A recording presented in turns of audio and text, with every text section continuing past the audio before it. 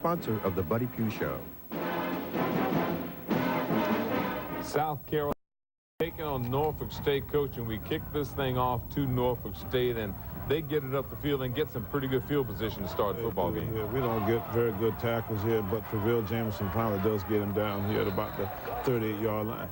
Norfolk State going on the attack. Casey Hansen, leading passer in the MEAC, going up top and getting the reception of Jeremy Wicker. Right.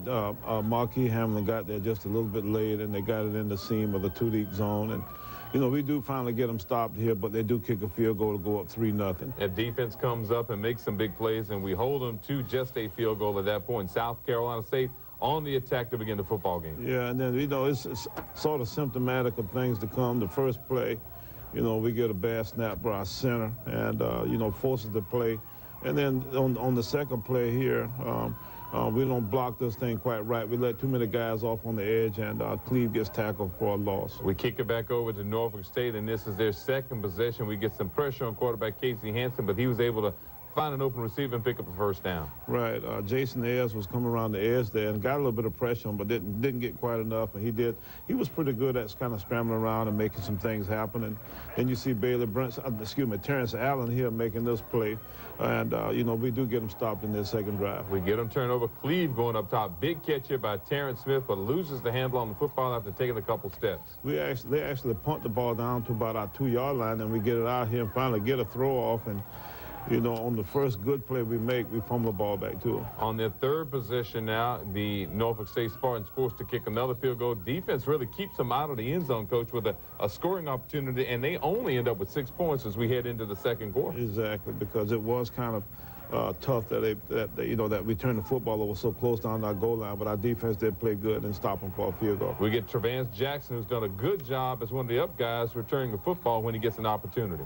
Right, Trevance gets the football up to about midfield here, and then we start running the football a little bit here and get a nice play by JoJo McFadden. JoJo is back after a couple of weeks off with some injuries, and he's running the ball really hard here. And then, you know, we don't block this real well, but JoJo runs through a couple of guys and still makes about 6 or 7 yards. South Carolina State now in the second quarter. That was our first opportunity with good field position, moving the football now deep into Spartan territory. Yeah, this is a 3rd and short here, and we handed to Will Ford on his own play, and, you know, he gets about 2 or 3 plays, but you see that safety getting up and making the play. That's the guy that's starting to give us a problem, you know, in that alignment that we have. And then we go for a field goal there, kind of short field goal, and it's disappointing that we don't make this because it's, you know, it's ought to be money in the bank. And of course that ends up being kind of like the tail of the tape for the Bulldogs on the afternoon. We don't get anything out of that.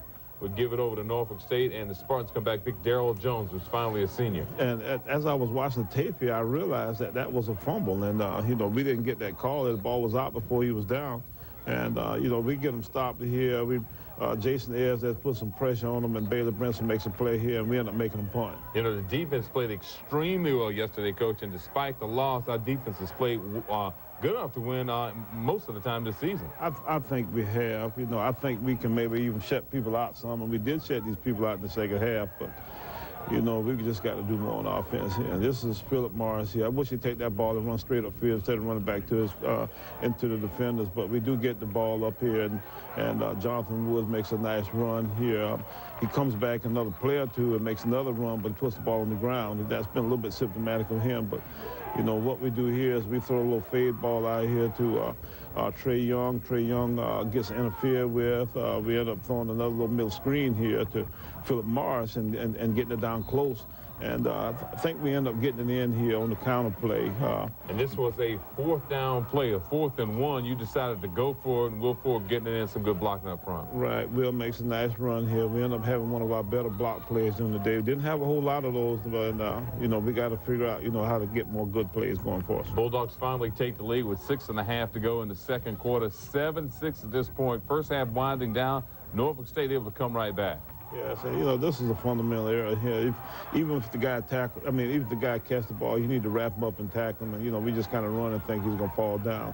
These guys are playing hard here. And this is the most disappointing about our day defensively, because after we do take the lead, then we end up letting them drive down the field and score. And, you know, I don't know whether it's a busted play here or what, but he gets around here. He fakes the handoff, and you know, the next thing I know, he's in the end zone. Norfolk State going back up with 2.5 minutes to go in the first half, 13-7, but still a lot of football left to be played in this one. Malcolm Long coming in, getting some time at quarterback. Got a little play here where we're trying to take advantage of a coverage that they're playing to stop our run. I didn't realize it during the game, but he got his elbow hit as he was trying to throw the football. And, you know, our defense, you know, really stands up here. This is Phillip Adams almost making an interception.